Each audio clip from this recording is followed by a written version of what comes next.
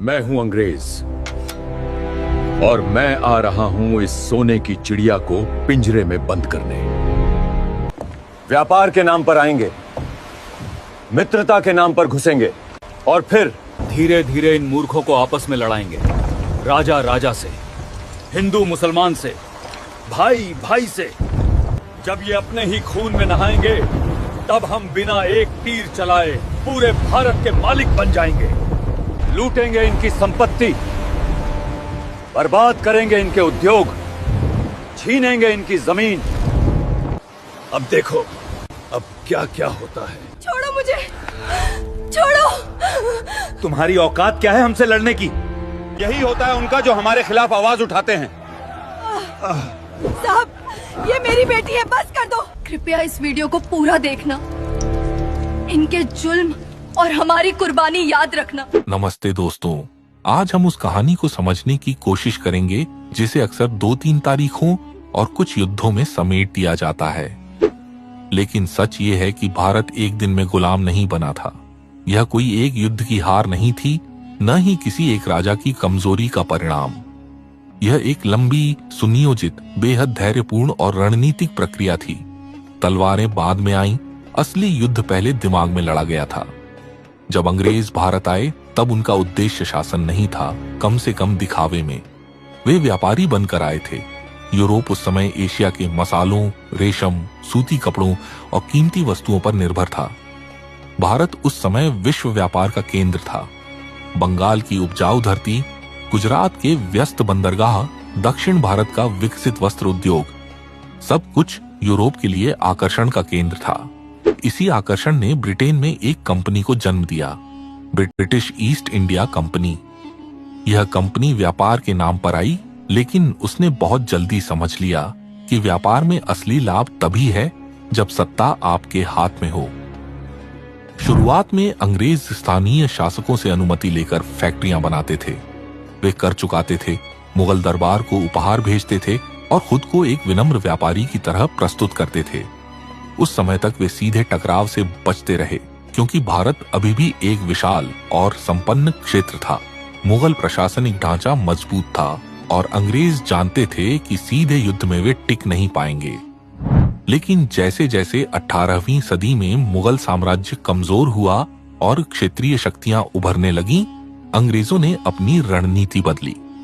उन्होंने महसूस किया कि भारत की सबसे बड़ी कमजोरी उसकी राजनीतिक एकता का अभाव है।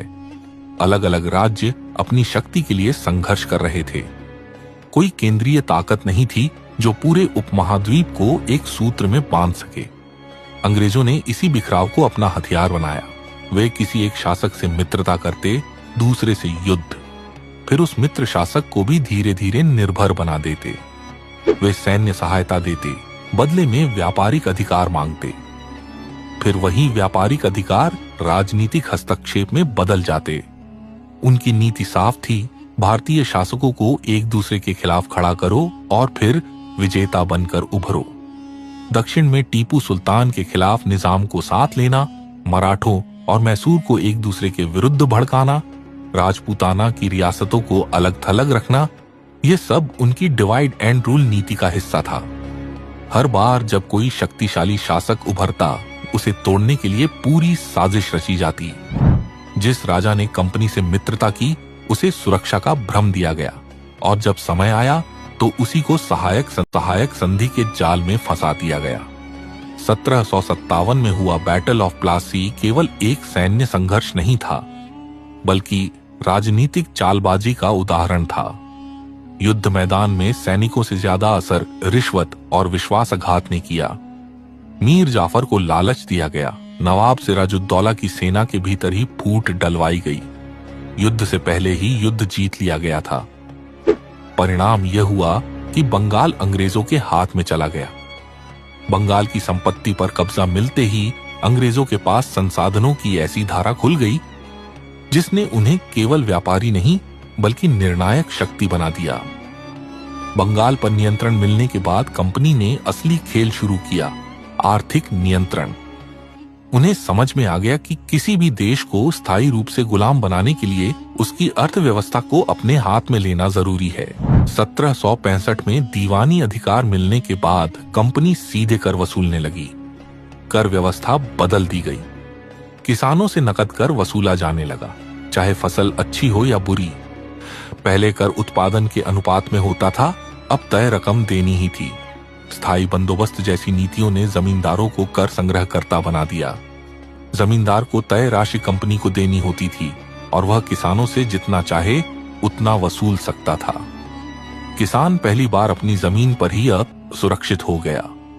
अगर कर न दे पाए तो जमीन नीलाम। भूमि स्वामित्व की परंपरागत संरचना टूटने लगी। जो जमीन सदियों से परिवारों के पास थी, वह अचानक कागजी हस्तांतरण का विषय बन गई। कई इलाकों में पूरे के पूरे गांव बर्बाद हो गए क्योंकि एक भी परिवार कर नहीं चुका पाया। 1770 के बंगाल अकाल ने इस नीति की क्रूरता को उजागर कर दिया। अनुमान है कि लगभग 1/3 आबादी भूख से मर गई, यानी करीब 10 लाख से ज्यादा लोग। लेकिन कर वसूली जारी रही। अनाज की कमी थी, फिर भी निर्यात नहीं रुका। गोदामों में अनाज सड़ रहा था, लेकिन भूखे लोगों को नहीं दिया गया। उस समय कंपनी के लिए मानव जीवन से ज्यादा महत्वपूर्ण उसका राजस्व था। यह केवल प्रशासनिक असंवेदनशीलता नहीं थी, बल्कि औपनिवेशिक मानसिकता का हिस्सा था। उनका उद्देश्य भारत को समृद्ध बनाना नहीं, बल्कि उससे अधिकतम संसाधन निकालना था। अकाल ने समाज को भीतर से तोड़ दिया। गांव उजड़ गए, उत्पादन घटा, लेकिन कंपनी की आय सुरक्षित रही। जब कृषि पर नियंत्रण स्थापित हो गया, तब उद्योगों की बारी आई। भारत का वस्त्र उद्योग विश्व प्रसिद्ध था। ढाका की मलमल इतनी महीन थी कि उसे हवा का कपड़ा कहा जाता था। बनारस की रेशम, दक्षिण भारत का सूती कपड़ा, कश्मीरी शॉल, ये सब वैश्विक बाजार में सम्मानित थे। यूरोप के राजघरानों में भारतीय वस्त्र गर्व से पहने जाते थे। लेकिन औद्योगिक क्रांति के बाद ब्रिटेन को अपने कारखानों के लिए बाजार चाहिए था। भारतीय वस्त्रों पर भारी कर लगाए गए और ब्रिटिश मशीन निर्मित कपड़े भारत में सस्ते दाम पर बेचे गए। परिणाम स्वरूप भारतीय बुनकरों का व्यवसाय धीरे धीरे खत्म हो गया। हजारों कारीगर बेरोजगार हो गए। कुछ इतिहासकारों का मानना है कि कई बुनकरों के अंगूठे काट दिए गए ताकि वे दोबारा बुनाई न कर सकें।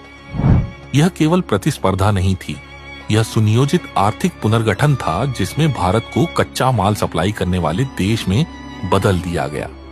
कपास भारत से जाती, कपड़ा इंग्लैंड में बनता और फिर भारत में बिकता। जो देश कभी विश्व का सबसे बड़ा निर्यातक था, वह आयातक बन गया। कई क्षेत्रों में किसानों को नील और अफीम जैसी नकदी फसलें उगाने के लिए मजबूर किया गया। नील की खेती से जमीन की उर्वरता घटती थी, लेकिन अंग्रेजी उद्योग के लिए यह आवश्यक था। किसान अपनी जरूरत का अनाज उगाने की बजाय साम्राज्य की जरूरत पूरी कर रहे थे।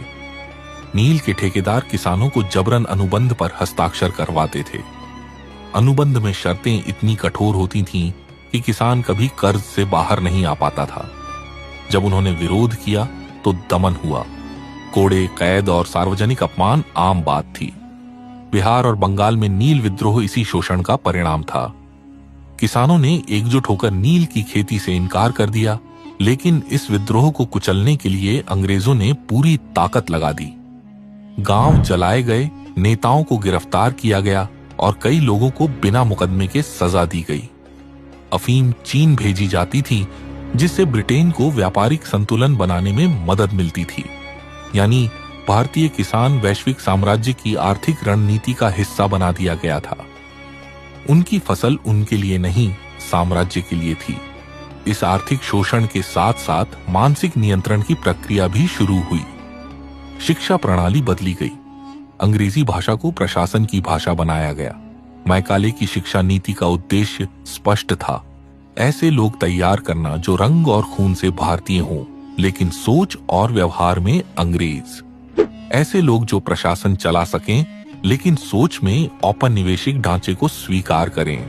धीरे धीरे भारतीयों में यह भावना पैदा की गई कि उनकी परंपराएं पिछड़ी हैं और पश्चिमी प्रणाली श्रेष्ठ है। संस्कृत और फारसी जैसी भाषाओं को हाशिए पर धकेला गया। स्थानीय ज्ञान परंपराओं को अवैज्ञानिक कहा गया। इतिहास की व्याख्या बदली गई। भारतीय अतीत को विभाजित, असंगठित और पिछड़ा दिखाया गया। भारत के स्वर्णिम काल को या तो नकारा गया या फिर उसे महत्वहीन बताया गया। यह मानसिक गुलामी का चरण था जिसमें शरीर से पहले दिमाग को नियंत्रित किया गया, और यह नियंत्रण इतना गहरा था कि आज भी इसके अवशेष हमारी सोच में दिखाई देते हैं। 1857 का विद्रोह इस लंबे असंतोष का विस्फोट था। सैनिकों की नाराजगी केवल कारतूसों तक सीमित नहीं थी। वे वर्षों के अपमान, कम वेतन, नस्लीय भेदभाव और धार्मिक हस्तक्षेप से आक्रोशित थे। भारतीय सिपाहियों को अंग्रेज अफसरों द्वारा नीचा दिखाया जाता था। उनकी पदोन्नति रोकी जाती थी। उन्हें समुद्र पार जाने के लिए मजबूर किया जाता था, जो उनकी धार्मिक मान्यताओं के विरुद्ध था। विद्रोह में किसान, राजे रजवाड़े और आम लोग शामिल हुए। दिल्ली में बहादुर शाह जफर को प्रतीकात्मक नेता बनाया गया।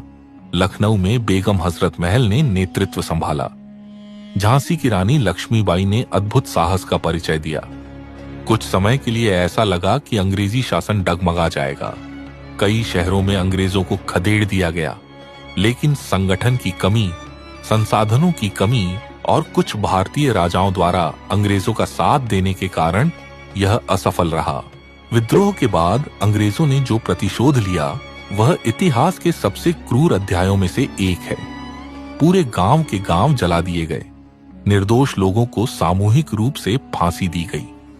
कई लोगों को तोप के मुंह से बांधकर उड़ाया गया।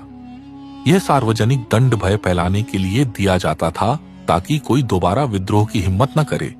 स्त्रियों और बच्चों को भी नहीं बख्शा गया। दिल्ली में अंग्रेज सैनिकों ने 3 दिन तक लूट और हत्याकांड जारी रखा। बहादुर शाह जफर को रंगून भेज दिया गया, जहां उन्होंने अपने जीवन के अंतिम दिन कैद में बिताए। मुगल राजघराने को पूरी तरह समाप्त कर दिया गया। विद्रोह में भाग लेने वाले हजारों लोगों को बिना मुकदमे के फांसी दे दी गई। जेलों में भयानक अत्याचार किए गए। कैदियों को भूखा रखा जाता था, पीटा जाता था और उन्हें अमानवीय परिस्थितियों में रखा जाता था। कंपनी शासन समाप्त हुआ और ब्रिटिश क्राउन ने सीधे नियंत्रण संभाल लिया। इसके बाद शासन और अधिक व्यवस्थित और कठोर हो गया। कानून बनाए गए, लेकिन न्याय समान नहीं था। भारतीयों और अंग्रेजों के लिए अलग अलग व्यवहार था। अगर कोई अंग्रेज किसी भारतीय की हत्या भी कर दे तो उसे बहुत हल्की सजा मिलती थी या बिल्कुल नहीं मिलती थी। लेकिन अगर कोई भारतीय किसी अंग्रेज के खिलाफ छोटा सा अपराध भी करता तो उसे कठोर दंड दिया जाता था। प्रशासनिक पदों पर भारतीयों की सीमित भागीदारी थी। सबसे ऊंचे पदों पर केवल अंग्रेज ही नियुक्त होते थे। रेलवे और टेलीग्राफ जैसी व्यवस्थाएं शुरू हुईं। इन्हें अक्सर विकास के प्रतीक के रूप में प्रस्तुत किया जाता है, लेकिन उनका प्राथमिक उद्देश्य प्रशासनिक नियंत्रण और संसाधनों की तेज ढुलाई था। रेलवे ने सैनिकों की आवाजाही आसान की और कच्चे माल को बंदरगाह तक पहुंचाने की प्रक्रिया तेज की। टेलीग्राफ ने संचार में क्रांति ला दी, लेकिन इसका सबसे बड़ा लाभ औपनिवेशिक प्रशासन को हुआ, न कि आम भारतीय को। भारतीयों को रेलवे के 3रे दर्जे में यात्रा करनी पड़ती थी, जहां स्थितियां अत्यंत खराब थीं। 19वीं सदी के उत्तरार्ध में आए अकालों ने लाखों लोगों की जान ली। 1876 से 78 और 1899 से 1900 के अकाल विशेष रूप से विनाशकारी थे। अनुमान है कि इन अकालों में करीब 60 लाख से 1 करोड़ लोग मारे गए। फिर भी अनाज का निर्यात जारी रहा। यह दिखाता है कि शासन की प्राथमिकता भारतीयों का जीवन नहीं, बल्कि साम्राज्य की अर्थव्यवस्था थी। भूख से मरते लोगों को देखकर भी अंग्रेज अधिकारियों ने कोई संवेदना नहीं दिखाई। कुछ अधिकारियों ने तो यह तक कहा कि अकाल प्रकृति का नियम है और इसमें हस्तक्षेप नहीं करना चाहिए। दादा भाई नौरोजी ने ड्रेन ऑफ वेल्थ सिद्धांत के माध्यम से बताया कि भारत से संपत्ति का निरंतर बहिर्गमन हो रहा है। कर भारत में वसूले जाते थे, लेकिन खर्च ब्रिटेन में होता था। भारत में पैदा होने वाली संपत्ति भारत के विकास में नहीं लगती थी, बल्कि ब्रिटेन की संपन्नता का आधार बनती थी। इस आर्थिक शोषण ने भारत को गरीब से गरीब बना दिया। जो देश कभी विश्व की सबसे समृद्ध अर्थव्यवस्थाओं में से एक था, वह अंग्रेजी शासन के अंत तक दुनिया के सबसे गरीब देशों में गिना जाने लगा।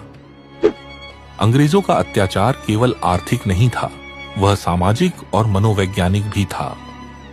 भारतीयों को नस्लीय आधार पर नीचा दिखाया जाता था। उन्हें सार्वजनिक स्थानों पर प्रवेश नहीं मिलता था।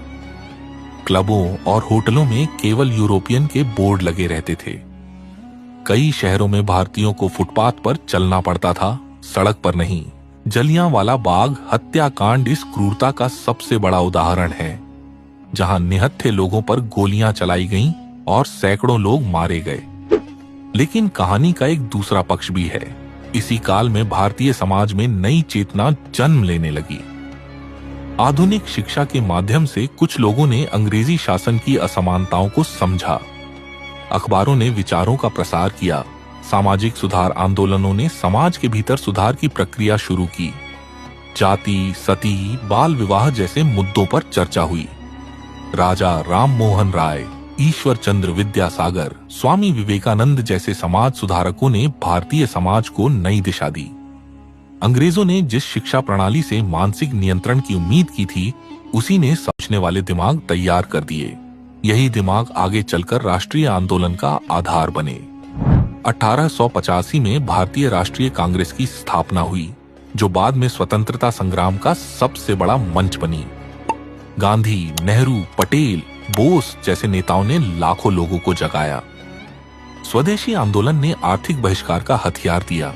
असहयोग आंदोलन ने जनता को शक्ति का एहसास कराया। अंग्रेजों ने भारत को गुलाम बनाने के लिए चरणबद्ध रणनीति अपनाई। पहले व्यापार, फिर राजनीतिक हस्तक्षेप, फिर आर्थिक नियंत्रण, फिर मानसिक पुनर्गठन और अंत में कठोर दमन। यह कोई अचानक हुई घटना नहीं थी, बल्कि दशकों तक चली प्रक्रिया थी। उन्होंने भारत की एकता को तोड़ा, उसकी संपत्ति को लूटा, उसकी संस्कृति को नीचा दिखाया और उसके आत्मसम्मान को कुचलने की कोशिश की। लेकिन हर अत्याचार के बावजूद भारत की सामाजिक संरचना, सांस्कृतिक गहराई और सामूहिक स्मृति ने उसे पूरी तरह टूटने नहीं दिया। इतिहास का यह अध्याय हमें सिखाता है कि गुलामी केवल बाहरी शासन नहीं होती। यह आर्थिक निर्भरता, मानसिक नियंत्रण और सामाजिक विभाजन का परिणाम होती है। और आजादी केवल सत्ता परिवर्तन नहीं होती, यह आत्मसम्मान और आत्मनिर्णय की पुनर्प्राप्ति होती है।